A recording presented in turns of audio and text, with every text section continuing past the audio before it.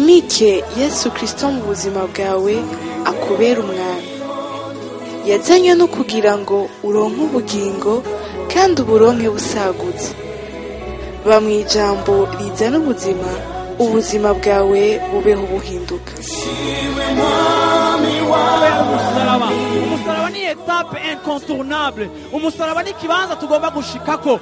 Aho uri kuca hose noti umwami ari kumwe nawe.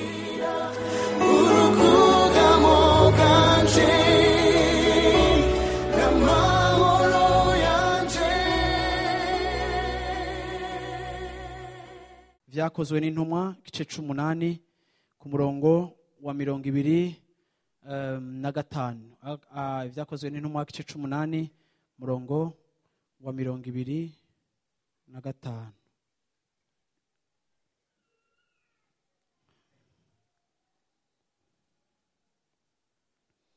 Ku batari bahari iyi minsi yose ariko tuko turavuga kuri Kristo. Haleluya. Ngene Yesu agomba kugaruka mu ishengero. Ngene Satani yateye ishengero mu buryo bumwe canke ubundi. Yesu amera nk'uzimanganye naho tumuririmba, naho avugwa mu butumwa, ariko ntahawe ikibanza ca mbere nk'uko data yashimye ko izina ryiwe rishigwa hejuru y'ayandi mazina yose. Ugasanga rero muri uko kudashigwa hejuru bikwiriye, biratuma rimwe na rimwe abantu mu gakiza badashikaho bakagomvye gushika, kubera kuko mu butumwa canke natwebwe abigisha rimwe na rimwe usanga ikibanza ca Yesu tugikaba n'ibindi bintu bisa n'ivy'Imana, ariko vy'ukuri atari vyo bizana umwidegemvye mu buzima bw'abantu, kuko Imana yashimye canke Imana yashinze yuko abantu bazomenya Imana canke ubuzima bw'abantu buzohinduka biciye muri Kristo Yesu. Haleluya. Amen. Umutwe w'amajambo kuri uno munsi uravuga ngo Kristo ivyizigiro vy'amahanga. Haleluya. Kristo ivyizigiro vy'amahanga. Ndasoma muri ivyakozwe n'intumwa igice 8. Kicari gihe ubutumwa bwiza buriko buravugwa, ubutumwa bwiza butanguye kugenda mu mahanga, hari kanguro n'umuvuduko wo kurondera Imana, hari inyota idasanzwe y'Imana, abantu bariko barashaka Imana. Nkuko dushobora kubibona muri no myaka, abantu bararondera Imana, abantu baripfuza Imana. Ariko kandi ngaha turabona umwe mu bantu canke umuintanda canke uwo twokwita warajejwe ubutunzi bw'umwami kazi wa Ethiopia. Turabona na wene yari umunyamahanga, ariko ageze ahantu h'inyota ariko ararondera Yesu. Bwana sifiwe sana. Hari igihe usanga abantu mu buzima bwabo bariko bararondera Yesu, ariko kandi rimwe na rimwe muri iyo nyota yo gushaka Yesu, muri iyo nyota yo kurondera Imana, ku munsi turahura n'abantu ubona ko mu buzima bwabo hari inyota y'Imana, ukabona yuko mpwemu yera ariko arazana icemezo mu buzima bwabo yuko bakeneye Yesu. Ukabona yuko mu buzima bw'abantu hariho conviction, hariho mu mutima bemezwa ko hageze ko barondera Imana. Ukibaza kubera ko uyu muntu yapinga ivy'Imana kera, ariko no munsi ariko ararondera Imana, ukamenya yuko ni gihe ciwe cyo kugendererwako, ni gihe ciwe Imana iriko iravugana n'ubuzima bwiwe, ni gihe ciwe abamusengeye bariko barishugwa, ni gihe ciwe abamushize imbere y'Imana mu buryo bwo gusenga ngo amenye agakiza nabone batanguye kwishugwa. Mu mutima wiwe agatangura kurondera amarembo canke agatangura kurondera inzira zimutwara mu nzu y'Imana. Ariko rimwe na rimwe ugasanga muri iyo nyota y'Imana abantu bafise, birashoboka yuko abantu mu nyota y'ivy'Imana hari gihe Satani aza akitanganiza, akazana ikintu gisa n'Imana, agapopoza igisa n'Imana, akazana ikimeze nk'Imana, akazana ikimeze nk'ubutumwa bwiza. Igihe kimwe Paulo baramubwiye ati, Paulo, ubutumwa bwiza buriko buravuga kandi hari abantu badutse bariko baravuga ibya Yesu. Uravyumva? Ariko Paulo muri rapport bamuhaye aramenya yuko Yesu ariko aravugwa, kandi ariko avugwa mu ntumbero zitarizo. Ngenda babwire ngo umuntu arashobora kuvuga Yesu ukumva muri presentation avuga Yesu, ariko kandi inyuma n'impamvu imutuma kumuvuga ikabitariyo. Ni hehe tugeza nk'abantu b'Imana kudiserana no gutahura ikiriko kiratuma umuntu kuvuga Yesu, kiriko kiratuma umuntu gukora ivyo ariko arakora vyose. Iyo Imana yakujije umuntu mu gakiza, imuzanira ikintu bita kurobanura impwemu canke ico bita discernement. Aho ushobora kubona umuntu ikintu avuga ukamutandukanya na message ariko arakomunika, ariko ugashobora kumva ibwina ico yikoreye, impamvu ziwe zo kuvuga. Paulo ico gihe biramubabaza ariko aravuga ati ntaco si kazima Kristo ariko aravugwa, naho bamwe bomuvuga mu bujyajya canke mu biki naco bintwaye, ariko si kazima izina ryiwe ririko rigira gute ririko riravugwa. Ariko kandi vyarumvikana yuko muri ico gihe abariko baramuvuga bafise izindi motivation canke izindi impamvu, canke bakamuvuga ariko batumbereje ahabo bafise resultat yindi bariko barashaka atari yo kunywanisha abantu n'Imana. Ego baravuga Yesu, baravuga ivy'Imana, ariko kandi uburyo babivuga naho babitwara ntivyariko birahesha icubahiro Imana. Nico gituma Paulo bamubwiye yo rapport y'ibiriko biripasa, ibiriko birakoreka. Ariko kandi ndasenga Imana kugira ngo ishengero rikure, kugira ngo rishobore kumenya mbega n'ubuhe buryo Yesu ariko aravugwa, n'uyuhe Yesu turiko turumva, ni mu buryo uyuhe canke ni mu mutima uyuhe Yesu bariko baramudushikiriza, kugira ngo umenye ivyo ukwiye kwakira n'ivyo udakiye kwakira. Kuko ivyitwa mana vyose ntibiri approuvé par Dieu, ariko hari ivyitwa Imana, ariko kandi Imana ishiramwo akarongo. Nico gituma Bibiliya ivuga ngo urubanza ruzohera mu nzu y'Imana. Nico gituma Bibiliya ivuga ngo abipfuza kwigisha, abaspira kuba barongozi, abipfuza kwigisha abantu no kuvuga ijambo ry'Imana, abo babe maso, kuko bene abo bantu bazobazwa vyinshi, kuko n'abantu bashobora kuzimiza abantu canke bakabashira mu nzira yo. Bwana sifiwe sana. Haleluya. Haleluya. Ariko urubanza rutaraza kwanza mu nzu y'Imana, nahaweho gukura kugira ngo umenye ivyo ukwiye kwakira n'ivyo udakwiye kwakira. Yesu ashimwe cyane. Yesu ashimwe cyane. Bwira mu micaro ndakwipfurije kugera ahantu ho kumenya ivyo wakira n'ivyo utakira. Haleluya. Kuko ibifise ikanzu y'Imana n'ibifise umusaraba vyose nta garanti hari yuko absolument biba ari bivuye ku Mana. Bona sifiwe sana. Rero uyu mugabo yari afise inyota, yari afise icifuzo cyo kumenya Imana. Ku murongo wa 25 aho navuze dusoma haravuga ngo guhera ku murongo wa 2 haravuga ngo nabo bamaze gushinga intahe no kuvuga ijambo ry'umwami Yesu basubira i Yerusalemu, bagenda baravuga ubutumwa bwiza mu mihana myinshi y'Abasamariya. Maze umumarayika w'umwami Imana abarira Filipo ati va hasi uje ibumanuko ushike ku nzira imanuka ivi Yerusalemu ikajigaza imwe yo mu bugaragwa. Ava hasi aragenda, haza umunyetiyopiya inkone y'ububasha bwinshi yakorera Kanidake umugabekazi w'abanyetiyopiya, niyo yazezwa itunga ryiwe ryose. Yari yagiye i Yerusalemu gusenga. Yahindukiye yicaye mu mukogote wiwe akwega n'amafarasi, asoma muri Yesaya yavugishwa n'Imana. Mpwema barira Filipo ati newegere uriya mukogote ugendane nawo. Filipo yirukayo yumva uwo mugabo asoma Yesaya yavugishwa n'Imana. Aramubaza ati ivyo usoma urabitahuye? Nawe ati nobishobora nte ntabonye uwungira gute uwubindongoramwo. Yinginga Filipo ngo yurire bicarane. Igihimba co mu vyanditswe yasoma cari iki: ngo yajanywe nk'intama bajana mu ibagiro, nk'uko umwagazi w'intama utekereza imbere y'uwukemura, niko atakuye ko umunwa, hamwe yacishwa bugufi barenganye urubanza rwiwe. Abaza urunganwe rwiwe, aburunganwe rwiwe ninde ashobora kubidondora, kuko ubugingo bwiwe bukuwe mu isi. Iyo nkone ibaza Filipo iti ndakubaza, uwavugishwa n'Imana yavuze ayo majambo kurinde? Niwe yayivuze ko Esaya canke yayavuze ku wundi? Filipo ateranura akanwa atangura kuri ivyo vyanditswe amubwira ubutumwa bwiza bwa Yesu. Haleluya. Bakigenda mu nzira bashika ahari amazi, iyo nkone iramubaza iti ehe amazi ikimbuza kubatirizwa niki? Filipo arayishura ati namba wizeye mu mutima wawe wose birashoboka. Nayo iti nizeye Yesu Kristo kari umwana w'Imana. Ivuga ko bahagarika umukogote baramanuka baja mu mazi bompi. Filipo niyo nkone arayibatiza.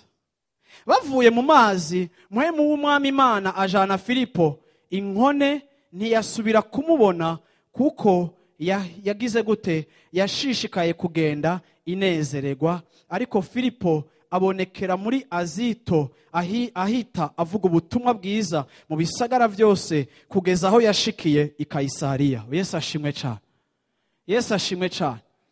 Iyi ni imwe nkuru mu nkuru zo muri mu byakozwe n'intumwa iryoshe cyane kandi itwereka ikintu kidasanzwe cabaye. Yesu ashimwe cyane. Ariko kandi igisura kandi kuza gukonfirma ibintu ndashimikiye ko ku munsi wa Mungu ndababwira yuko nkuko babagenzi bazanye wa muntu bakamuterura ari ku nderuzo bakamuzana imbere ya Yesu, ndasubiye kandi ku exhorta no gutera intege abakijijwe mwese muri hano hantu, icaye cyo cyose ukora wari we wese uriwe, bantu b'Imana harageze ko tuvuga Yesu Kristo. Haleluya. Mu rusengero Yesu aravugwa, ariko aho mubaye naho mukorera naho mwiga mu mashuri Yesu ntavuzwe bikwiye. Haleluya. Ariko kandi harageze yuko tubwira abantu Yesu, ntitubabwira abapastori, ntitubabwira amashengero yacu, ariko harageze igihe yuko akanwa kanyu kuguruka nkuko akanwa ka Filipo kugurutse, mukabwira abantu Yesu, kuko Yesu niwe vyizigiro vy'amahanga. Haleluya. Yesu niwe Imana yugaraniyemwo umuti w'amahanga. Yesu niwe Imana yugaraniyemwo ugukira no kubohoka no kugubwa neza kw'abana b'abantu. Igihe cyose mucereje, igihe cyose mutavuga, igihe cyose mutamutangaza, igihe cyose mutamuvuga hirya no hino, nkandakubwiye ngo ubuzima bw'abantu burapfa. Ariko bamwe bazomumenya baciye mu yindi nzira, bazogaruka bakubaze ngo kubera iki ibi bintu utigeze ubimbarira. Uyu mugabo yaratunze cyane, yari umuhentanda w'umwamikazi, yaratwawe n'imikogote, ariko birivuga ngo yari karasoma igitabo ca Yesaya. Ariko kandi kuba ari karasoma Bibiliya, kuba abantu binjira mu mashengero, kuba abantu bafise amabibiri iwabo, kuba hariho n'abayajyama ko ku misego, ntibisobanura yuko abantu bafise ugusobanukirwa ivyanditswe. Yesu ashimwe cyane. Ijambo ry'Imana ni ijambo, ni mystère, ni ijambo rimeze nk'irinyegejwe, ariko rimwe na rimwe harakenerwa ingabire, harakenerwa ubufasha. Uyu muntu yari karasoma Yesaya, ariko mu byo yari karasoma, igihe Imana amaze kuzana Filipo bagahura, Filipo aramubaza ngo mbega ico gitabo uri kurasoma, mbega iyo nkuru uri kurasoma urayitahura? Uyu mugabo aravuga ati no bitahura gute atawundongoye kugira ngo ndabisobanukirwe. Bantu b'Imana ngenda kubwire ngo gukizwa warakijijwe, waragize neza, ariko nihataba abantu bakwigisha ijambo ry'Imana bakaryinjiramwo bakaricija nino, ukaba mu mashuri ukaja ahantu wigishwa ijambo ry'Imana, ukaza ahantu atakini cakuzanye atari ukwigisha ijambo ry'Imana, kugira ngo hagire abakurongora mu gutahura ivy'uru rugendo urimo n'ivyo wizeye ivyo ari vyo. Birashoboka yuko uzoshishikara gusoma ariko ukaguma uzazaniwe. Nico gituma tubahimiriza kuba mu nyigisho, kuko turazi yuko iyo abantu bigishijwe, iyo umuntu agikizwa akeneye kwigishwa, kuko iyo umuntu atigishijwe naho twokurunga ngenda usome Bibiliya, naho wosoma parole du jour. Parole du jour izokubwira ijambo rigufasha ku munsi rikakuremesha, rikakubwira ko utariko nizopfi gutahuje uburenganzira bwawe, amajepfo y'ivyo winjiyemwo, profondeur y'ivyo winjiyemwo, hauteur y'ivyo winjiyemwo. Nukuvuga ngo uru rugendo winjiyemwo n'urubwami bwinjiyemwo harimo vyinshi cyane bigomba kuvugwa, ugomba kwigishwa ugatahura. Nico gituma mu gakiza ntiduheza kwiga. Kandi iyo nje ku munsi wa Mungu simvuga ngo ngiye kwiga, iyo nje ku munsi wa Mungu mvuga ngiye gucelebra, ngiye guhimbaza Imana, ngiye gutazira Imana, ngiye gukorana n'abandi. Ariko iyo nza hagati mu ndwi nkaza kwiga, nukuvuga ngo ndagomba umuntu andongora gutahura mbega ibi nibihe. Uyu mugabo yari afise ibibazo, uyu munyetiyopiya yari afise ibibazo. Yarabajije Filipo ati mbega uyu muntu yanditse iki gitabo, ibi bintu yari karavuga abivuga kuri we canke yari kabivuga ku yundi muntu? Ce sont des questions umwe wese ngaha muri mwebwe afise. Kandi bantu b'Imana, ibibazo dufise kubijanye no kwizera, igihe bidafise réponse biraafecta ubuzima bwacu bwiza. Nuvuga ngo ibibazo byose dufise mu bijanye n'ijambo ry'Imana bigomba kuronka inyishu, kuko iyo bifise inyishu niho turushiriza kugendera mu kunengesera kw'ivyo Imana yakoze. Hari heritage dufise muri Kristo Yesu, ariko hatagize umuntu, umviriza, niyo umugabo asize yanditse testament, hagomba kubaho umuntu w'amategeko ayijejwe, yayinotifie, uravyumva, aza akavuga ati ivyavuzwe nibi. Hagomba kubaho umuntu agupresenta heritage yawe. hagomba kubaho umuntu akubwira uburenganzira bwawe muri Kristo. Hagomba kubaho umuntu akwigisha inkomezi n'ubushobozi n'ivyizigirwa n'ibinyegeje muri uyu mwami. Ikintu ishengero ribuze muri no myaka, abantu bafise confusion, abantu bafise kuzazanirwa kubijanye n'ivyizegwa, abantu nta exactitude bafise, abantu nta precision bafise, abantu nibitomoye neza, abantu bamwe bibaza ngo vyoba ari ibi canke vyoba ari ibi. Ego umaze imyaka mu gakiza, ariko uracafise ibibazo bitagira inyishu mu buzima bwawe. Haleluya. Uzovuga uti jewe ngo ingene Imana indongora ngo ndagira gutya, ngo ndafata birangira ngo uravyumva, sinobagira hano se. Bukeye ijambo riza kuri Yehu mwene Hamani ntumbaze, riti nagukuye mu mukungugu ndagushira hejuru nkugira segaba w'abantu banje b'Abisirayeli. Ugaca uvuga uti amen.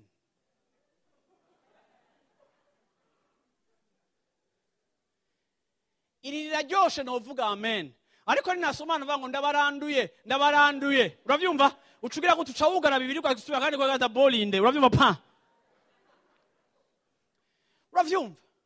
Ugasanga ukudakura, umaze imyaka mu gakiza utunzwe na tombo zaje. Hari igihe ubigwako, hari igihe ugwa kubipfuye nabi, ugasanga umuntu w'Imana agendera mu bintu nk'ivyo, ugasanga rimwe na rimwe uriko urasoma n'ibintu bitari aplike kuri wewe, kuko amasezo ya Bibiliya yagiye ahinduka cane gose.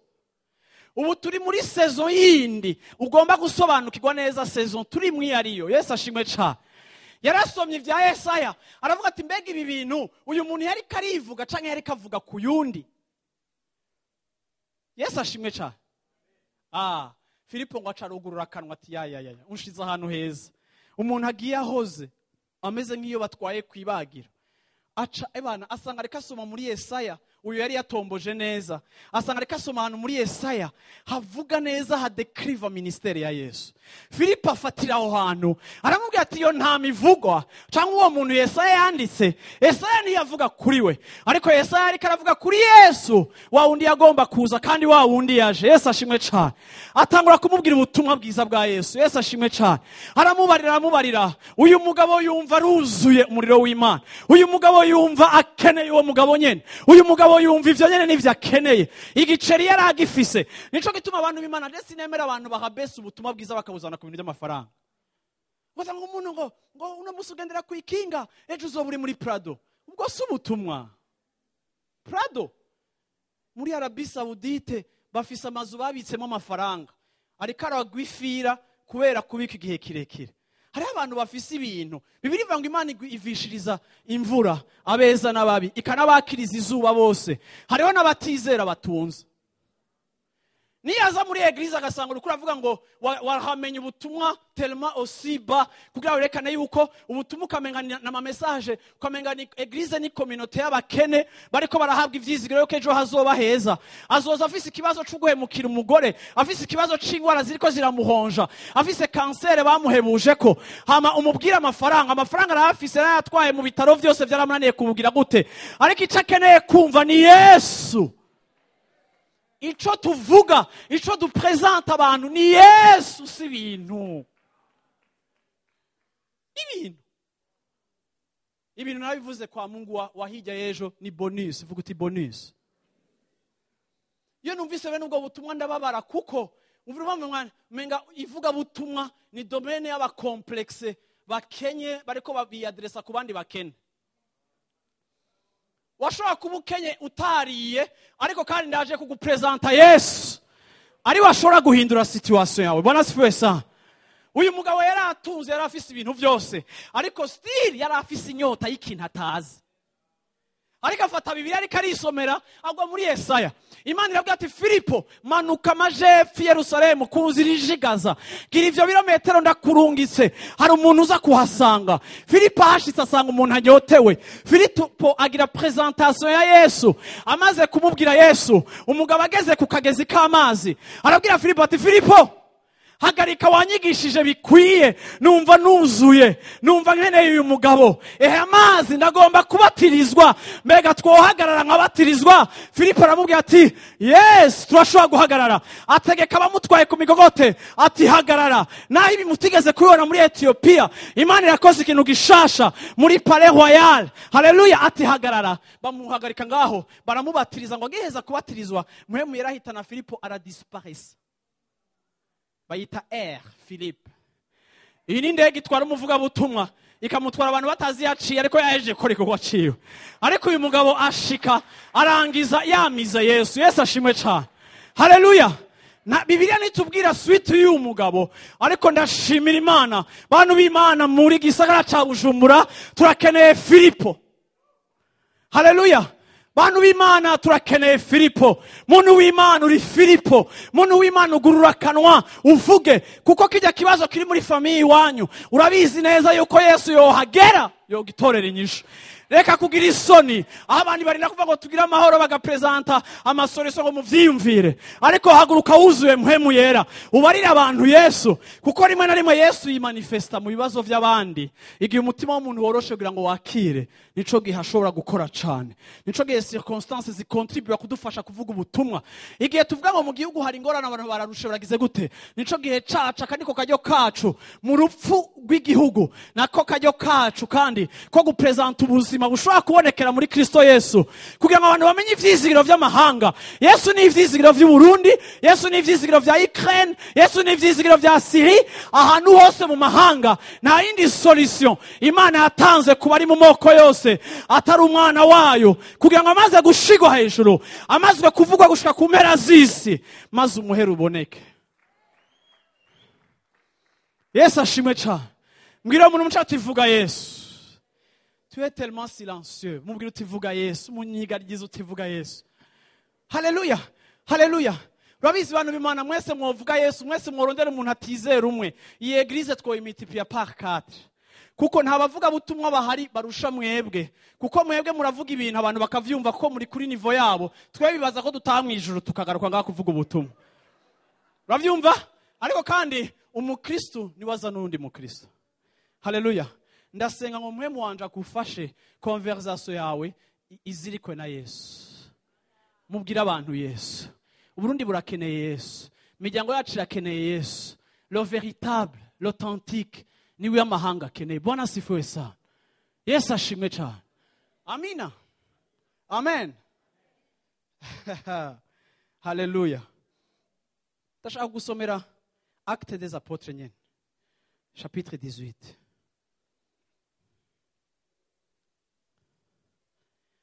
Haleluya.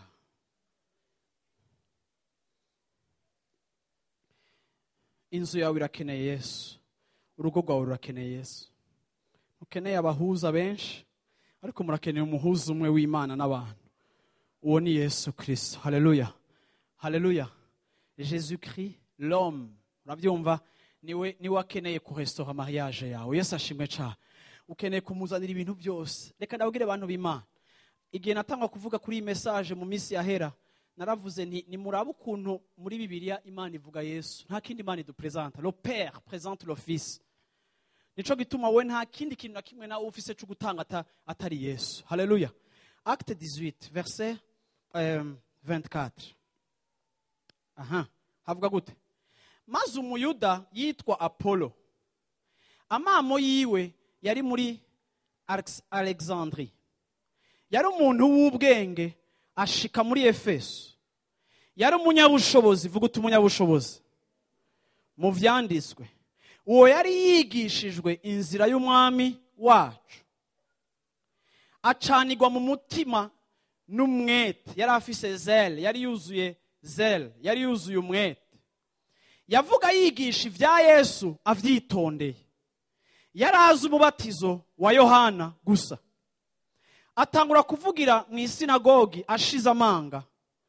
Maze Priska na Akila bamumvise, bamujana iwabo, barushiriza kumutahuza inzira y'Imana.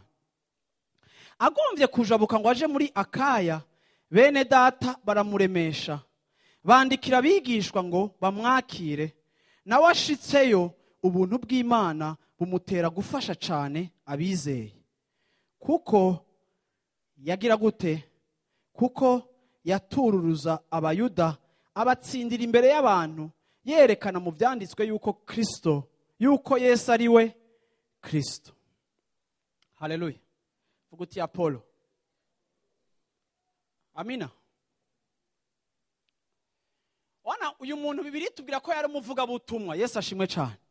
Kandi Bibiliya tubwira ngo yari umuntu yigishijwe inzira z'umwami wacu Yesu. Ikindi Bibiliya tubwira kuri Apollo, itubwira ko yari umuntu afise ingabire. Usomye mu bitabo by'abahinga bavuga yuko yari umuntu afise eloquence, yari umuntu azi kuvuga, yari umuntu azi gukonvenka. Kandi si ivyo gusa, yari umuntu azi kuvuga, ariko kandi ngo yari n'umuntu yuzuye n'ubushobozi. Yesu ashimwe cyane. Ariko kandi muri uko kuba yuzuye ubushobozi, avuga ubutumwa uravyumva abantu bakihana. Ariko ubutumwa bwiza yavuga ubutumwa bwiza bw'umubatirizo bwa Yohana.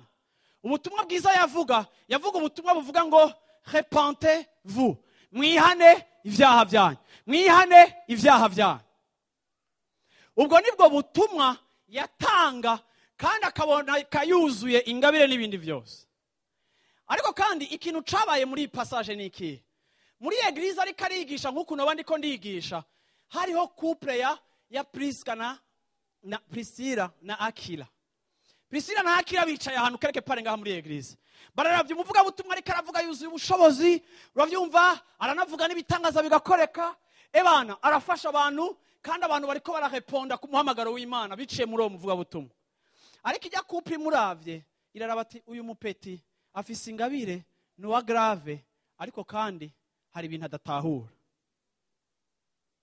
Sivyo? Vuga utahura rero tukitonda. Baramuraba, bamubonamo ingabire y'Imana, bamubonamo na kazoza. Urabizi hari abantu ushobora kureba ukavuga ati umuntu arafise kazoza muri iki kintu ariko arakora. Siko abantu b'Imana. Ariko kandi ngo baca barafata decision. Bati reka tumuhamagare tumutware muhira, bamutwara mu nzu yabo, bamumarana iminsi, bakompleta knowledge yiwe.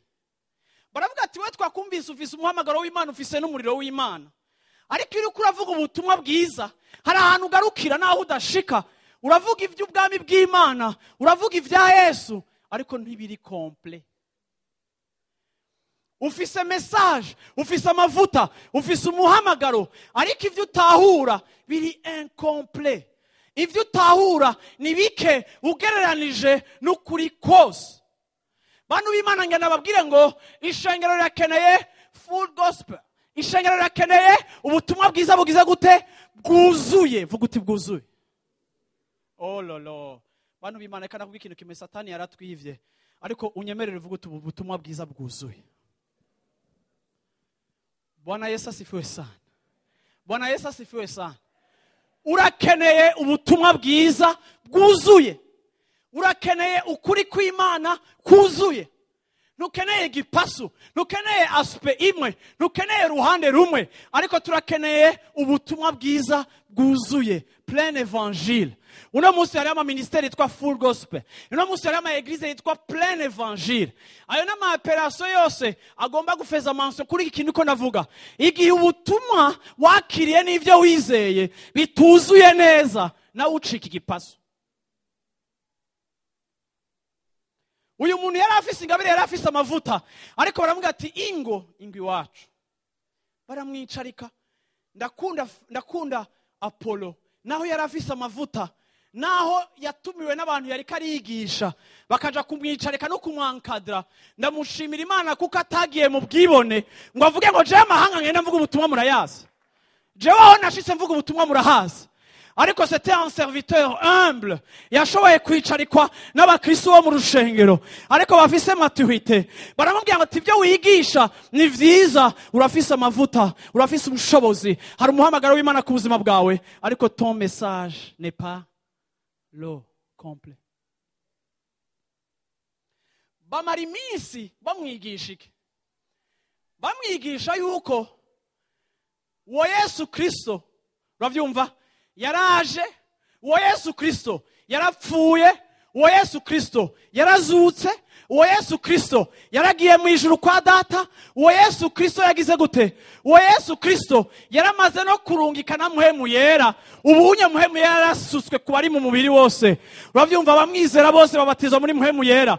Wa mugabo yahora yigisha ubutumwa gusa bwo kwihana, bamuha aspezindi zikompleta message yiwe, kuko Yesu mu gupfa kwiwe bifise implication, Yesu mu kuzuka kwiwe bifise ico bituvanamwo, Yesu mu kuduga kwiwe yavuze ngo amaze kuduga atwaye iminyago myinshi atanga muhemu yera. Yesu ashimwe cyane.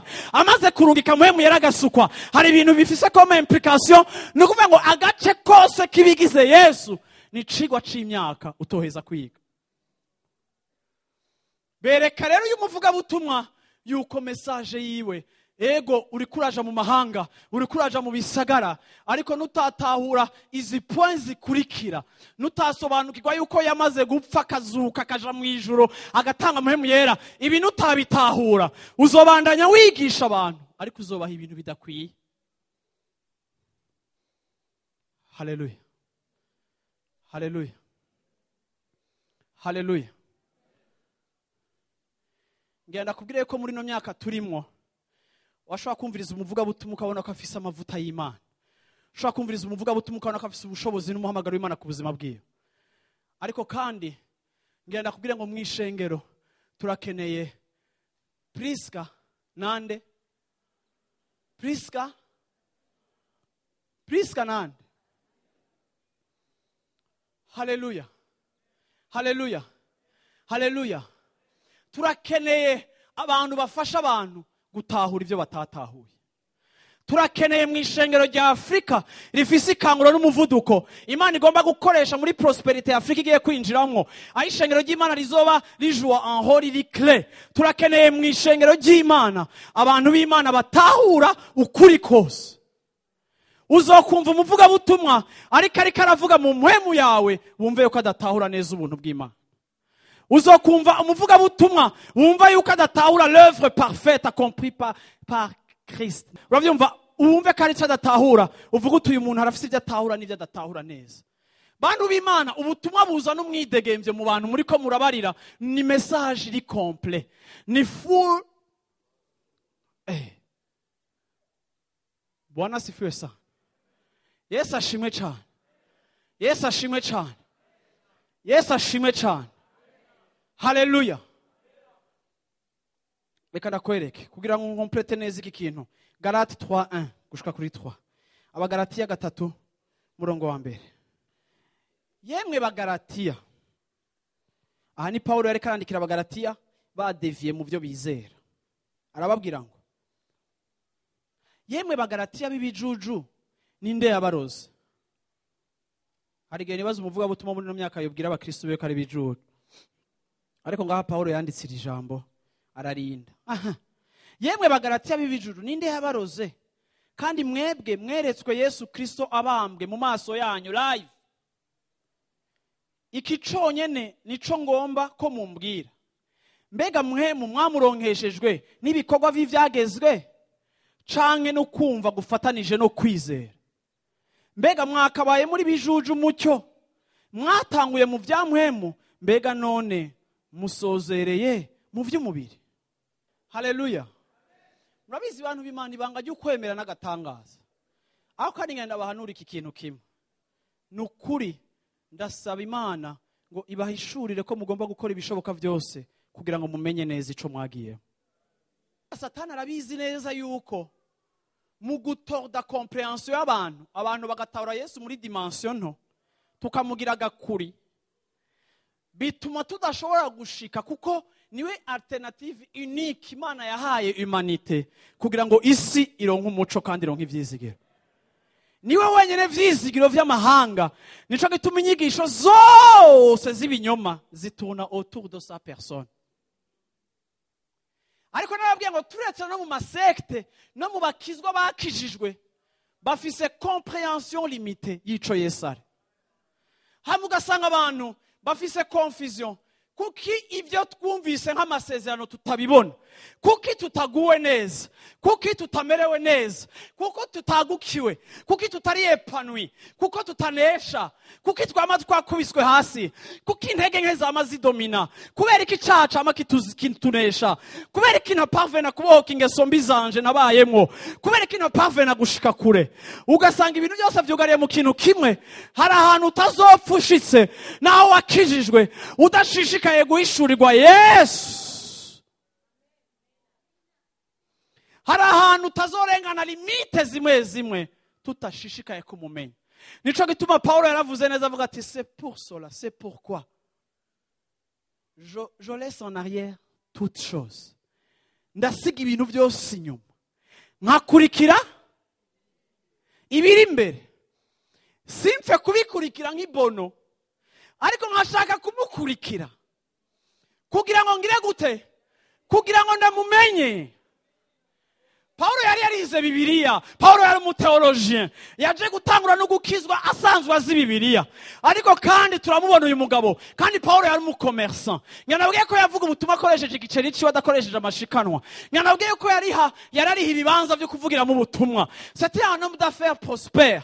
Ariko aravuga ngo nsiga vyose inyuma, nkakora ikintu kimwe, nkatumbera ibiri imbere, kugira ngo ngire gute, kugira ngo ndamumenye. Menye n'ubushobozi, menye n'icamutumye amfata. Kuki wamfashe Yesu? Kuki wampamagaye Yesu?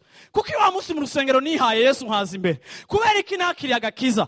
Singomba kuja muri routine, singomba gufatira ibintu mu kivunge c'igikirute ca dimanche. No, ariko I need to know more. Why? Nimwavyumvise mu Kirundi, ndashaka kumenya. Mfise accent ya New York. Bwana siwesa. Uranyumva? Ndagomba kumenya. Yesu ashimwe cyane. Ndagomba kumenya nigiki cyagutumye umfata.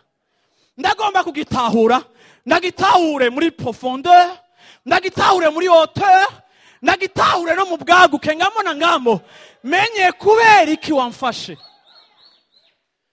Ini objectif y'ubuzima. Asanga warakijijwe, shaka kubura umupoliticien, shaka kubura umudandaji. Igihe cyose winjiye mu bwami bw'Imana, ini objectif no shobora kuvuga ngo iri kome kuri twebwe twese. We need to know. Turakeneye gutahura, turakeneye gusobanukirwa. Mbega ni kubera iki wanguye mu vyaha ukanyiriza muri ubwami? Kubera iki? Birarengeye ivyo turimo.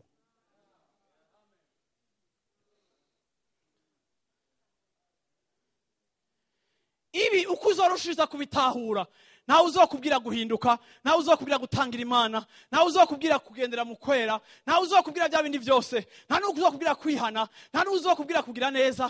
Nta kintu kimwe abantu bakeneye kukuhepetako, kuko igihe cyose urushiriza kumumenya agenda yimenyekanisha kuri wewe.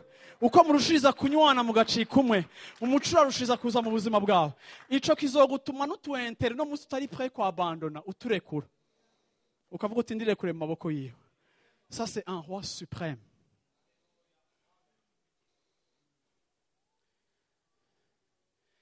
Abagalatiya, Paulo yababwiye ubutumwa bwo kwizera. Ababwira yuko abantu binjira mu bwami bw'Imana bizeye Yesu umwami n'umukiza. Arababwira ati ibintu by'iminsi mikuru no kubahiriza ibintu nivyo bahora bakora kera mu isezerano rya kera. Bagakeba abahungu bakabagirira circoncision. Ntibigikenewe. Abanyamahanga buriko murakizwa, ntibikeneye ko mugenda kwisiramuza, kufanya circoncision. Ntibikeneye ko ivyo byose mubikora, kuko ivyo vyari vya kera. Haleluya. Ariko ubunya ugukebwa nyakuri, n'ugukebwa ko mu mutima. Igihe Mpwemu Yera ariko arakora une œuvre profonde mu buzima bwacu, akatwambira wa muntu wacu wa kera. Nk'uko umuntu bamugira circoncision bakamukura ku rushato rwa kera ruri superficiel, niko n'umuntu akizwa agira gute, ashikanywamo na Mpwemu Yera. Mpwemu Yera amudepuya du vieil homme. Mpwemu Yera mwambura ivya kera, Mpwemu Yera mwambura ivyapfuye, Mpwemu Yera mwambura ivya kameremere. Igihe abinkuramwo, c'est la circoncision du cœur qui s'opère. Iyo niboneka hanze, ariko kandi shingirwa intahe na Mpwemu Yera, ahavuga ati aba, yemezanya na Mpwemu wanje ati uyu ni umwana wanje nkunda. Nuko hari igikorwa cakoretse mu mutima. Haize igihe Paulo atakihari, haza abantu bakera bazana ubutumwa bwiza. basanga abagira iki bakijijwe, basanga abanyamahanga bariko barakizwa, batangura kuvuga ati mwe mwarakijijwe atego kuri pantaro baragukebye oya ntukebwe oya mwe muri abapagani. Batangura kuzana ego ibintu byanditse muri Bibiliya mu gihe ca Mose, Imana imuteka ngo abahungu bose babakebe, bakoresha ijambo ry'Imana ariko ritari muri revelation du moment. Bakoresha ivyanditswe vya kera kugira ngo bariye abantu baje kuvugira muri saison itarimo, kuko ivyo vyari valable kera ariko ubu nibigifise insobanuro. Abantu bose eglise barakebwa pe, abahungu bose, abatariyano, abaki bose n'abatari abayuda barakebwa. Paulo yanditse aravuga ati mw'Abagalatiya b'ibijuju ninde yabaroze, kuko yabigereranya n'uburozi naho byanditse muri Bibiliya. Erega hari ibintu byanditse muri Bibiliya ariko kandi ari uburozi aujourd'hui dans le peuple de Dieu. Hari ibintu bakubohesha bagusomeye Bibiliya ariko no munsi vyaroza abantu bonze mu mwemu bagira bahenuke bari muri confusion. Paulo avuga ati mwebwe Kristo mwaramwiboneye n'amaso yanyu igihe yabambwa niho mwari muri, kandi catumye abambwa n'ukubahasheta. None ubu unya murasubiye ku vya kera aho muje kurondera security yanyu mu bikorwa vyanyu kugira ngo muze imbere y'Imana musunitse imbere agatuza mwabemewe n'Imana kubera ibikorwa mwakoze, kandi mwibuka yuko mwebwe mutakijijwe mutinjiye mu bwami bw'Imana kubera ibikorwa vyiza mukora, ariko mwinjijwe mu bwami bw'Imana kubera kwizera uwabakoreye ico mutagashoboye kwikorera, n'ivyo ivyageze bitigeze bishobora kubakorera, n'ivyo gukebwa bitigeze bibazanira mu kugororoka. Imana ikazana icari caravugishijwe arico original, arivyo ishusho ry'ivya kera caho presenta, ubu yabajemwo yakoze ibi, none muraguye mugwiriye muri eglise babakevye. Reka nabwire abantu b'Imana, ngana kubwira ngo nature y'umuntu, psychologie y'umuntu, umuntu arondera sécurité. Uko tumeze dushaka sécurité, imwe muri besoin za mbere z'umuntu ni sécurité. Uravyumva? Rero biroroshe kuzana ubutumwa bwiza, biroroshe kubwira abantu ngo va mu kwizera muze kwishimiriza ibintu mukora neza kurusha abandi, kuko wumva yuko Imana ikwemeye kuko hari ikintu washoboye gukora. Murashobora kunyumviriza neza? Murashobora kunyumviriza neza? Iyi eglise ubugororotsi bwabo bari basigaye bumva ko babufise kuko bakebwe. Ni ukuvuga ngo gloire cyangwa ivyirato vyabo bitanguye kuja mu gikorwa bakoze. Ngenda babwire uno munsi danger eglise irimo cyo kimwe na eglise mu Bagalatiya, nuko abantu bariko barondera sécurité mu bikorwa kanaka vyiza bariko barakora. Ngenda kubwire danger imbere y'ubuzima bwawe nimba hari ibikorwa vyiza ukora. Paulo yarakora ibikorwa vyiza byinshi cyane, ariko yaravuze ngo nta kindi mfise nirata. Ni wirata ntuzugire n'ikindi uzokwirata atarinde atari. Ni ukuvuga ngo naho wowe ufise ibikorwa vyiza ukora abantu bakakwapresi, ugire attention ntube prisonnier ngo wisange fierté, gloire, sécurité yawe ihagaze muri ya reputation nziza ufise mu bantu, ugakura amaso kuri Kristo. Kuko ico gihe niyo wari gukora vyiza, ibikorwa vyawe vyiza bije gukonkurrensa place ya Yesu, automatiquement tu te places en ennemi de la croix. Kuko ivyo nkora vyose vyiza ndabikora kubera ico yankoreye, ariko nta na rimwe bimpa amapete mu bwami bwiwe. Icampaye ipete mu bwami bwiwe ni igihe naza ku musaraba. Ibindi byose nkora ndabikora nk'urukundo, nkunda uwankoreye ikintu ku musaraba, kandi nta na rimwe bijya bikorwa vyiza nkora nzopfa nemereye Satani ko bizana imbere yanje ngo nsunike imbere ga poitrine nk'umuntu kiye capable cyangwa umuntu afise ibintu akora, kuko ibikorwa vyiza ni kubw'icubahiro c'Imana, ariko fierté yanje n'ukwirata kwanje, je me glorifie de la croix, je me glorifie de la mort et je me glorifie de la résurrection. Gloire ivyishimo n'ivyirato vyanje biraho hano. ngira ndababwire ngo muri no myaka turi mu myaka hari ubutumwa bwiza bumenasi ico Yesu yakoze. Uyu munsi ngira mvuge doctrine zibiri zigezweho cyane. Uyu munsi hariho doctrine ya deliverance. Sivyo? Hamu uyu munsi hariho doctrine ya prosperite. Kubohoka no gutunga. Sivyo? Ibi bintu byose uko ari bibiri ndavyemera. Yesu yaje kugira ngo mugire ubuzima. Iyo mvuze ngo busagutse no kuvuga ngo efin materiellement muri beni indani kwa kiroho mwarabohowe n'icamuzanye. Ariko igihe kimwe Yobu hari ikintu atatahuye. Yobu muhora mubona afise ivyago, ariko Yobu yari muri principe ya deliverance. Uti gute? Yobu Imana yamubwiye ngo Yobu biriva ngo ku munsi abana biwe batashe, iyo bari bavuye Yobu yabatangira ibimazi byo kubeza. Akavuga ati kumbura abana banje bo bakoze ivyaha. Rero ko ntagomba yuko bibakurikirana ngo Imana ibarandure. Reka jewe as a father ndagiye gutanga ikimazi cyo kweza abana banje kumbure ntabizi bacumuye. Yobu ashira icizere na securite yiwe mu kimazi cyo kweza. Yumva yuko à un certain moment umuryango wiwe ubeneficia ya protection kuko hari ibintu ahora akora kumbure kubera bijya bikorwa akora bizane protection.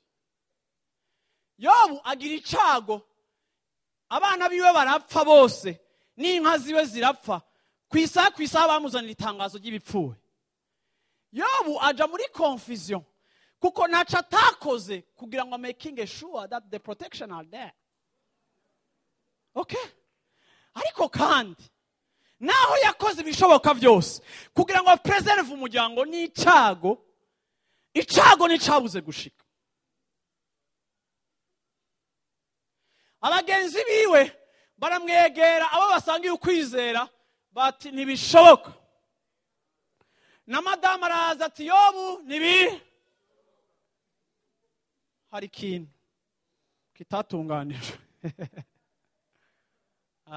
Hari ikintu kitatunganijwe. Hari ikintu kitatunganijwe. Yobu hariho problem spirituel ufise. Yobu iyi ni karande. Yobu hari ikintu tatuye. Yobu iyumvire neza hari icaha kinyegeye ahantu. Yobu kuko muri bo bari bazi yuko ukora vya bindi byose byo kwiproteja atangorane yogira. Ariko bantu b'Imana ijambo ry'Imana rivuga ngo ibyago by'umugororotsi ni vyinshi cyane. Ariko uhora akagira gute? Iyo vyaje mu buzima bwawe ntibisobanura yuko hari situation muri kahise itari clean.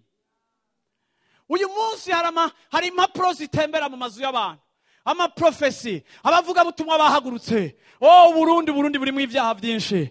Amazi yarayabasesetse ko yabatwaye. Imana irashavuye. Hari n'abakristo bavyizera ko Imana ishavuye. Ariko reka ndakubwira ikintu kimwe, na New York barakora ibyaha, no muri Malezi barakora ibyaha, no muri Turkey hari ibyaha. Amazi ntarabuzura. Uravyumva uko nuko utamenya ivyanditswe. Simfatira ku vyago kugira ngo menye ico Imana ikirakora. Sifatira ku bihe bibi ngo amaprofesi atangure gusohoka. Murayumva mu maradiyo abandi muyafise hehe. Abantu basaze muri no myaka bahagurutse igihe 11 Septembre muri Etats-Unis bagonga ama etage ubutumwa bwo kwihana n'ubw'ivyago vy'Imana. Reka ndababwira ikintu kimwe, genda usome Matthieu chapitre 24 ubandanye na 25 uzosanga atakini Matayo avuga atari ivyago bizoba kandi bizotubera ikimenyetso c'iherezo. Rero si ivyaha vy'abarundi, ni signe des temps. Twaraciye ibiti ntitwapreservye akarere kacu, ntitwabaye prudent n'ubujuju bwacu. Si ibyago vy'Imana, si punition y'Imana. Reka kuhabesa punition y'Imana. Igihano c'Imana kiri eternel, si n'inkoni y'Imana. Je regrette. Twarafashe nabi environnement, sivyo? Siko twaraciye ibiti muri desordre, sivyo? Rero isi merewe nabi. Okay? Bwira mu nshasi si icago c'Imana.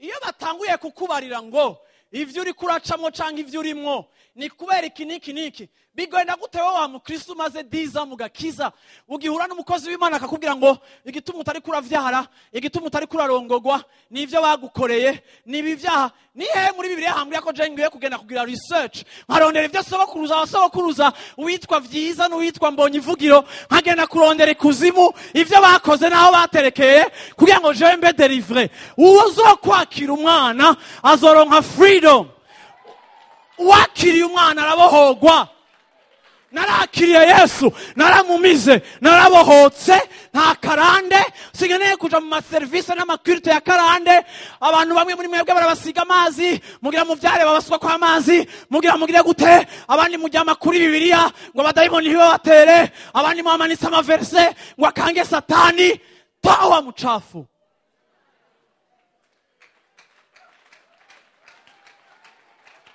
yaravuze ngo birarangiye abamwizeye bose yabahaye ububasha bwo gucika abana b'Imana si n'ivyo gusa yaduhaye ububasha bwo guhonyora inzoka na scorpion na bugunge bwa wa mubi naco buzotugira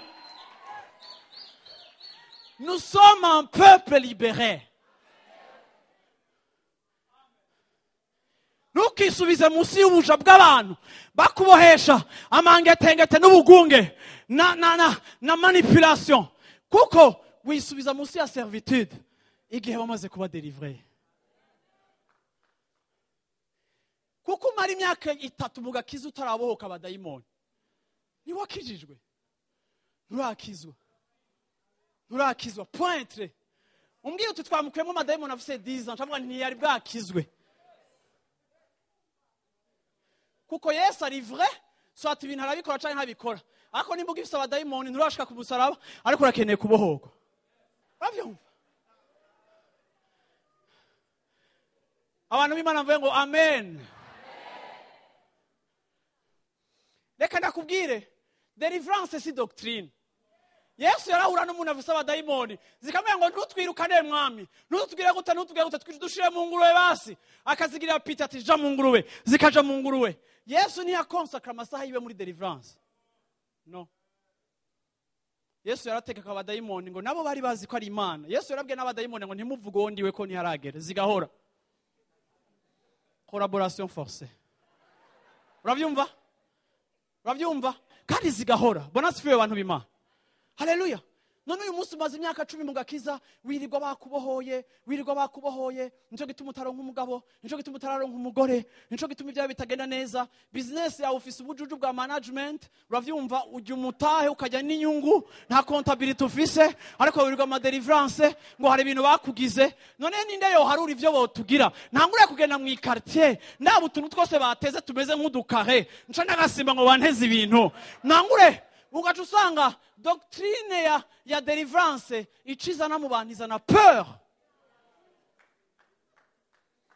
sinovuga utuyabo duca ku mabati yanyu twarabamaze karenganya itiro rifini uravyumva n'ibindi kubera iki kuko hari doctrine yaje isuzuguza ico Yesu yakoze ugasanga n'abakristo baravyemera ariko kandi hakwizera protection iri muri Kristo muri bo bari muri peur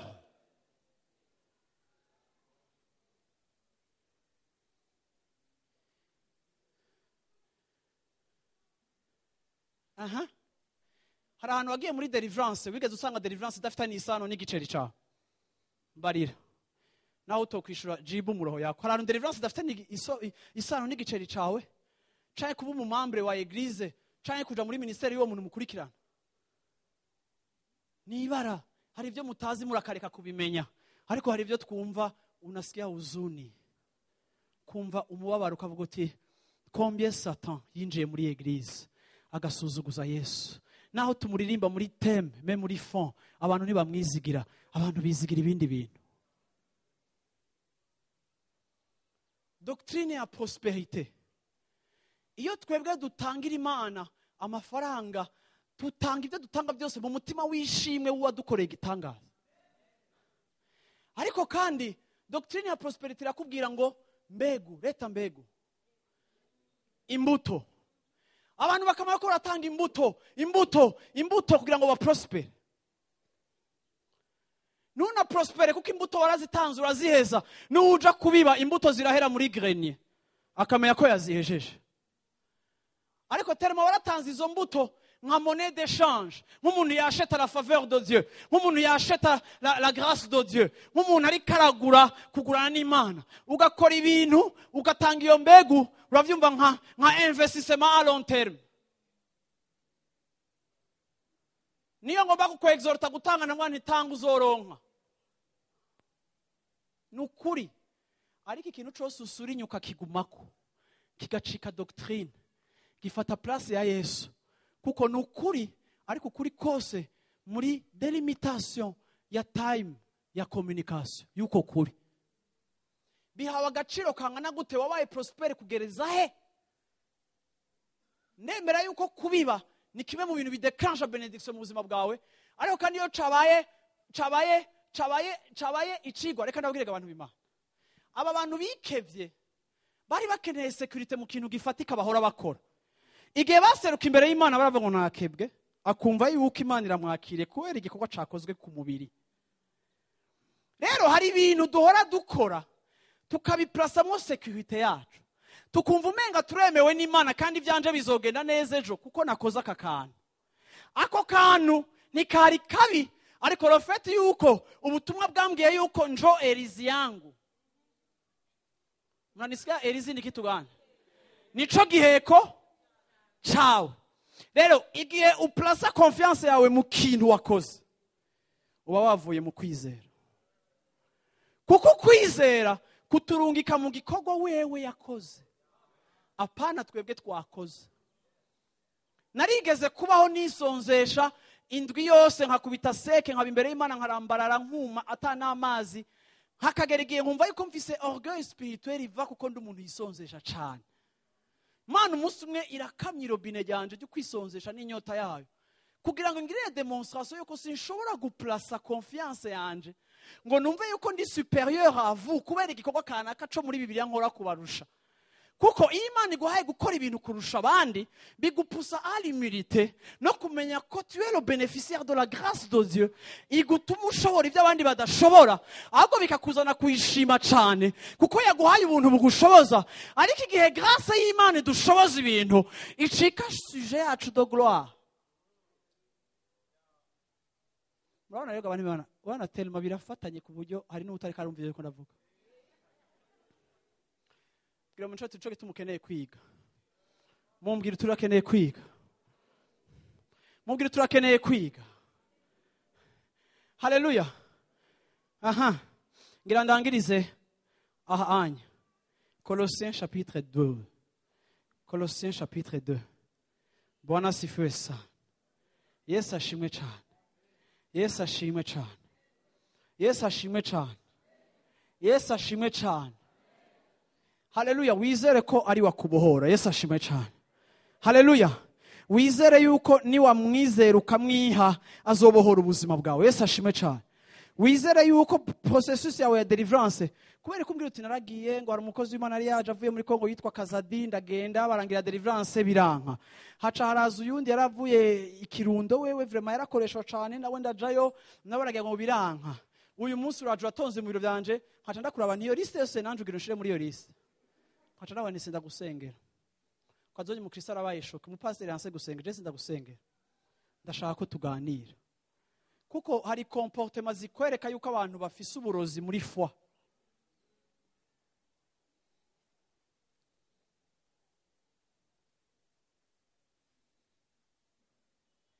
Hari ahantu mwasomye muri Bibiliya Yesu agira abohora umuntu bamubwira karande.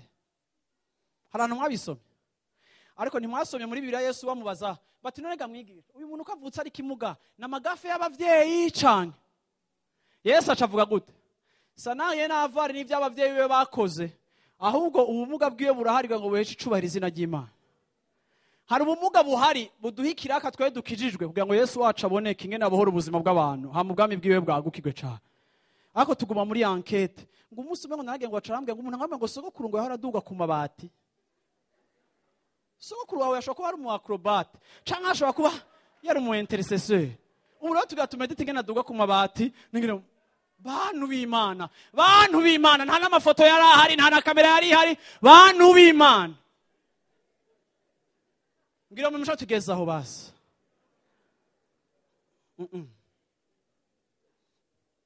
Ibi nivyo Paulo yabwiye abagalatiya ati, mwasubiye kuba abaja b'abantu, mwariboneye Yesu abambwa, abantu basubiye kubashira munsi ya esclavage.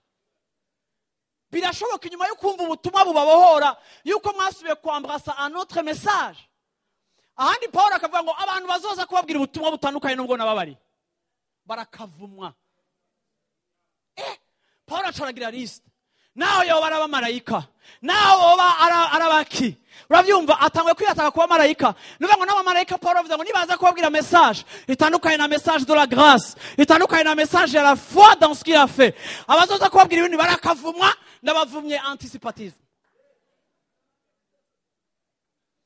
Kuko Paulo il était jaloux du peuple de Dieu. Yari afite ishaka bo yabari ubutumwa kuko yaguma yumva yuko aho hanze uravyumva intambwe iriko irarondera izunguruka irondera uwo yorotsa akamenya yuko akababwira ngo mu gihe kiri imbere des faux frères s'introduiront au milieu du troupeau kandi bazozimiza benshi. Uravyumva mube maso kuko yarasanta menace y'inyigisho kuko bene izo nyigisho zitugira abaja b'abantu tutabonye abantu bitwemera ko ari cakoretse ariko kandi ntizidusunikira kuri Kristo ngo twubakane turongorane nawe ariko mwibuke ko twe turi umugeni nawe n'intuzenya tugomba kuba aba Kristo fidèle.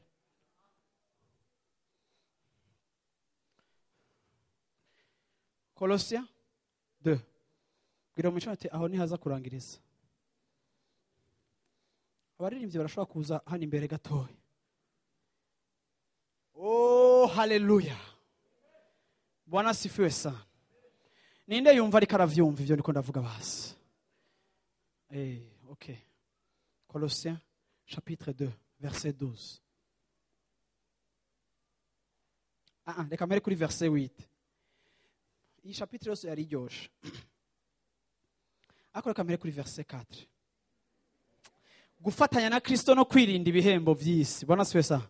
Mvuze ivyo kugira ngo ntihagire ubahendagirisha amagambo y'inyosha kuko naho ntari kumwe namwe ku mubiri ndi kumwe namwe ku mutima. Nezererwa kandi mbona ugushira hamwe kwanyu kuyiza no gushikama no kwizera Kristo kwanyu. Nuko nkuko mwakiriye Kristo Yesu umwami wacu aba ariko mugendera muri we mushinze imizi muri we. Zamuravuga uti muri we kwere. Mushinze imizi mwubakiwe muri mushikamishijwe no kwizera nkuko mwigishijwe murushiriza gushima.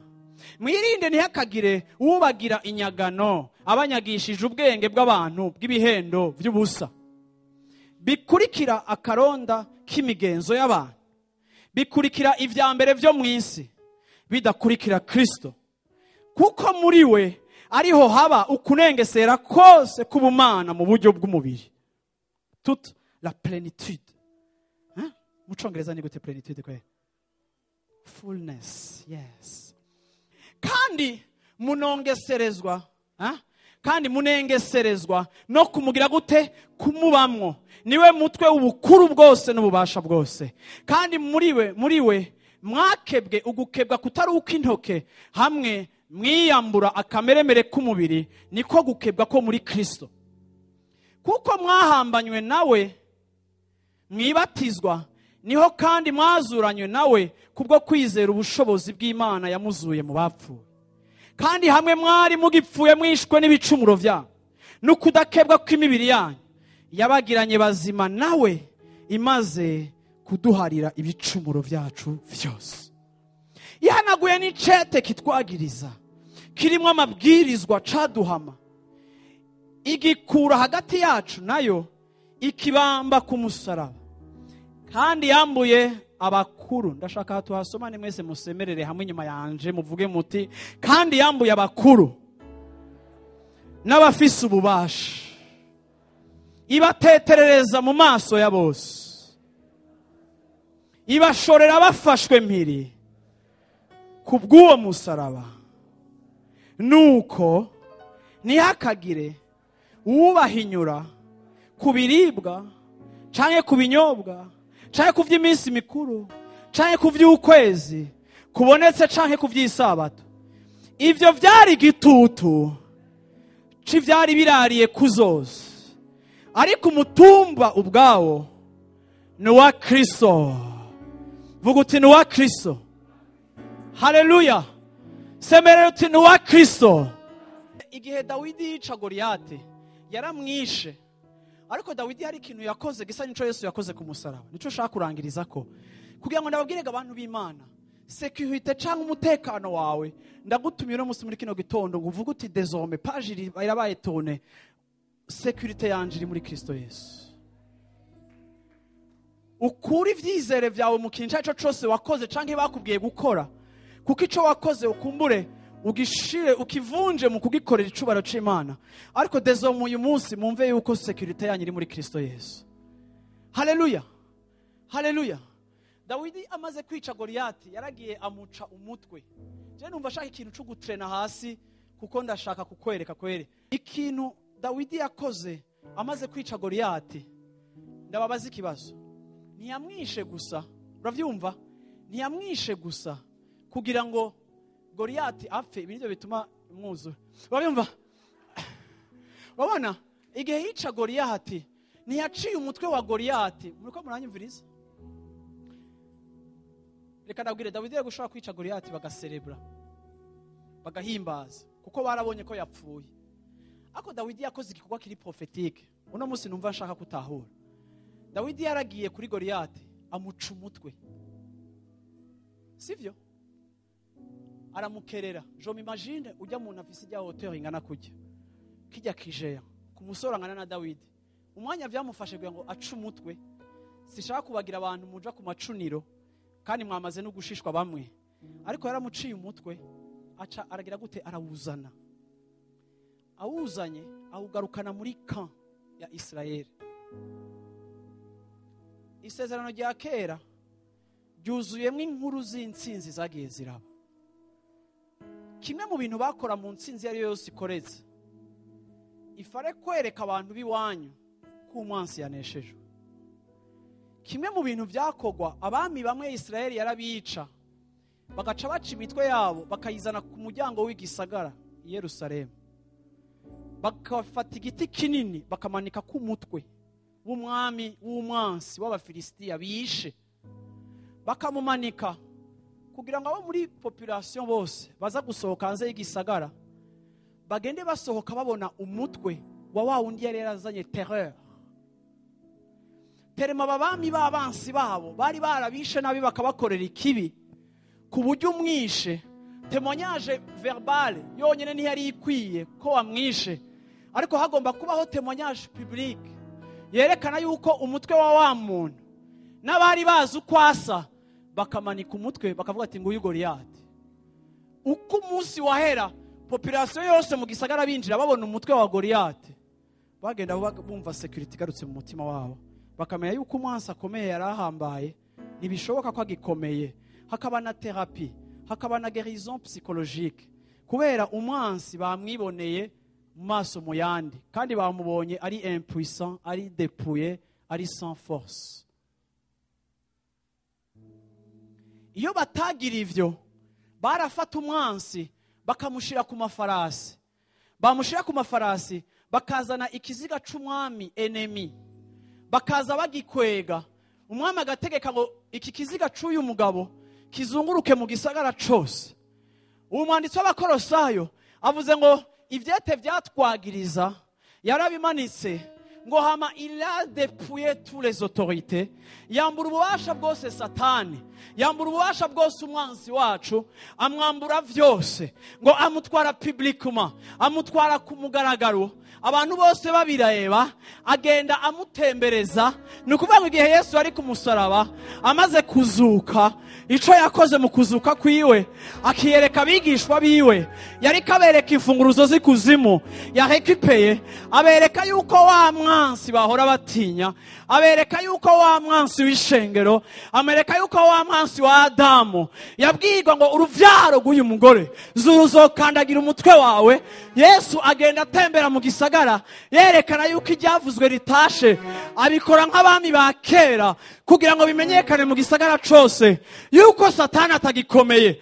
Hari inyigisho zikomeza Satani, hari inyigisho zivuga ngo Satani arakomeye, hari inyigisho zivuga ngo abadayimoni barakomeye, hari inyigisho zivuga ngo abarozi batembereye sinohaca, hari inyigisho zivuga ngo bandoze, hari inyigisho zipromotinga uburozi, hari inyigisho zipromotinga ikibi n'ivyago. Ariko ndaje kubwira shengero ry'Imana, iki ni igitondo cawe co guhera ubwoba bwose, ukavuga uti yarabikoze, yabafashe mpiri, abajana ku mugaragaro aho abantu bose babona, abatembereza mu gisagara. Ntaco bagukoreye, ntaco bakuvuze ko, nta kigwanishwa na kimwe cacuzwe co kukugwanya kizogira ico kigukorako. Abarozi, abanyamareba, inzoka zabo, inzoka y'umwami wawe izobamira bwa mutsima. Nta bubasha buriho, nta bikomeye biriho, nta vyogereranya n'umwami wanje. Yarabatembereje ku mugaragaro, n'uyu munsi ndaciye imbere yawe mu buryo profetike kukumenyesha muri kino gitondo. Sinzi bikugoye, sinzi vyugaye, sinzi vyakubabaje, sinzi vyagukomerekeje, ariko umwami wawe yaranesheje. Ugomba guhera mu bwoba bwose bw'ubuzima, ugomba guhera mu bwoba bwose bwa kazoza, ugomba guhera mu bwoba bwose. Abafata mpiri, abatetereza habona ku mugaragaro, biramenyekana ngo Yesu, biramenyekana ngo Yesu yaracunguye ishengero, biramenyekana ngo Yesu yabatwaye ahabona. Ntiyinyegeje igisagara, ntiyabikoreye kure, ariko yabikoze ahantu abantu bose babona, kugira ngo nuca hehe, nukekeranya icabaye, amenye yuko nta bwoba.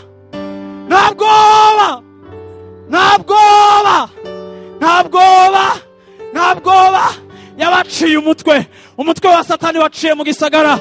Ububasha bwiwe bwabambwe ku musaraba, ubushobozi bwiwe ntaco azongira.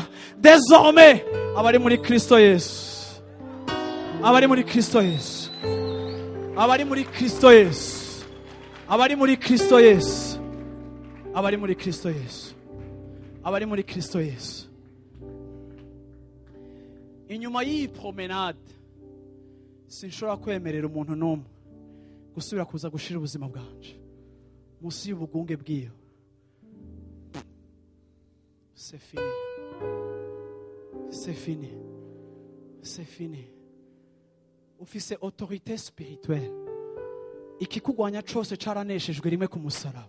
Ufise autorité spirituelle mu rugo rwawe, ufise autorité spirituelle ku magara yawe, ufise ububasha bwo mu buryo bw'impuhemu ku bana bawe, ufise ububasha bwo mu buryo bw'impuhemu ku migambi yawe, ufise ububasha bwo mu buryo bw'impuhemu. Hasigaye gusa kugumuka ugategeka, hasigaye kugumuka ugategeka, hasigaye kugumuka ugategeka, hasigaye gusa ko wuzura iyi conviction, hamutangure gutegeka ivyawe bihindure destine naho biriko biraje, kuko yarabikoze rimwe ku musaraba. Hallelujah, hallelujah, hallelujah. Nous prêchons Christ, Christ crucifié, hope of glory, ivyizigiro vy'amahanga. Nta kindi amahanga akeneye, ntibakeneye ikindi kicacu cose, bakeneye uyu, kuko niwe wenyine yashoboye kugira témoignage yuko ubwansi bwose abukuye munsi y'ubuzima bwacu. Hallelujah, hallelujah, hallelujah, hallelujah, hallelujah. Oh shengero ry'Imana, hallelujah. Naho wowe ugwaye umunsi urakira, uhaguruke mu ntebe yawe. Hallelujah. Naho wowe ufise ikintu kikugoye umunsi urakira. Bona spesa. Hallelujah. Shaka umuntu wese avuga ati ndagomba ko experiment victoire. Watetereje abakuru, watetereje ab'umwami b'umwiza bwose, abadayimoni bose warabasuzuguje, madayimoni y'ingwara, madayimoni yo kuboho hatandukanye, mpwemu mbi z'ubukene, ivyaha vya kahise, inkurikizi z'ivy'abavyeyi, ikintu cose canyagiriza imbere y'Imana, warakizanye ku musaraba, urakibamba, ugikura imbere yanje n'Imana. Uyu munsi nduwidegemvya kubw'amaraso y'umwagazi. ku bwa Yesu naranesheje Satani ibinyoma byose wanyemeje, ibinyoma byose nabwiwe n'abantu bigacika nk'uburozi ku buzima bwanje, ndabidashwe mu izina rya Yesu. Ikintu cyose numvise gifise ishusho y'ivy'Imana ariko cambaye ikinyoma ca Satani, kuko abantu bashaka kumboha, ndakidashwe mu izina rya Yesu, ndakidashwe mu izina rya Yesu. Sohoka mu izina rya Yesu, vamwo mu izina rya Yesu. Amajambo mabi yose, igikorwa kibi cyose, sohoka mu izina rya Yesu.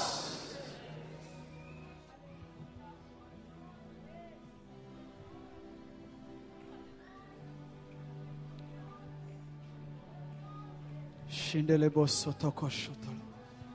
Ndatangaje muri kino gitondo ukubohoka kwose Satani n'ivyawe vyose, namenye ikinyoma cawe. Rekura, rekura, rimwe kabiri gatatu, rekura. Va mu vyanje, va mu banje, va mu buzima bwanje, soka.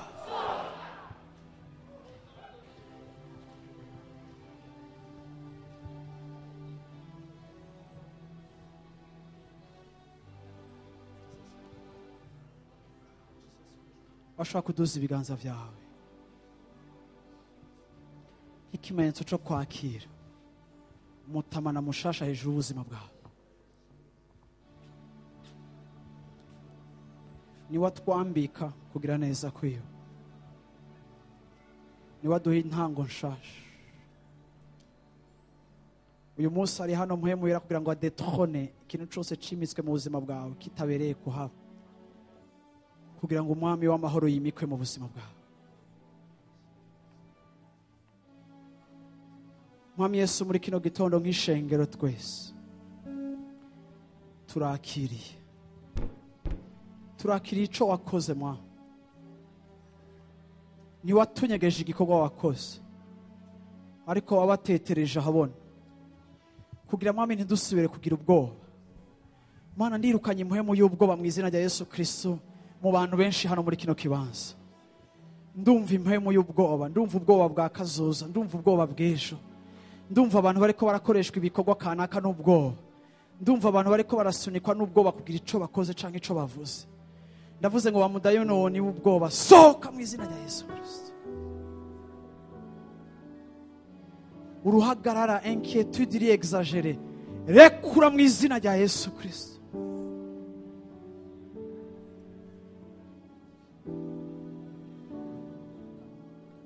Mana, ahari ubwoba ni absence ya Saint Esprit. Mpwemu yera ndavuze ngo inonda iyi mitima y'aba bantu bose bari hano hano. Uzuza umuntu wese ari hano hano. Mpwemu yera uzuza umuntu wese ari hano hano. Mpwemu yera uzuza iri shengero ryose. Uzuza n'abari mu kibanza. Mpwemu yera, mpwemu yera uzuza, mpwemu yera uzuza, uzuza. Umuririmbyi yaravuze ngo nyuzuza, nyuzuza, nyuzuza, nyuzuza, nyuzuza. Mpwemu yera uzuza aba bantu, mpwemu yera uzuza aba bantu, kuko aho mpwemu wawe ari hazirana n'ubwoba.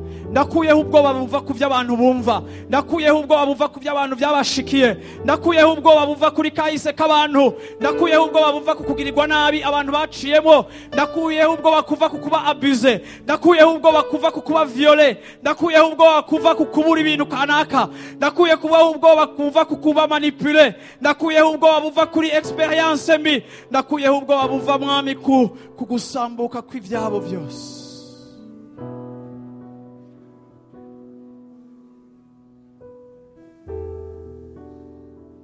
Muri kino gitondo mwami, ndatangaje umwidegemvyo wawe hejuru y'ishengero ryawe.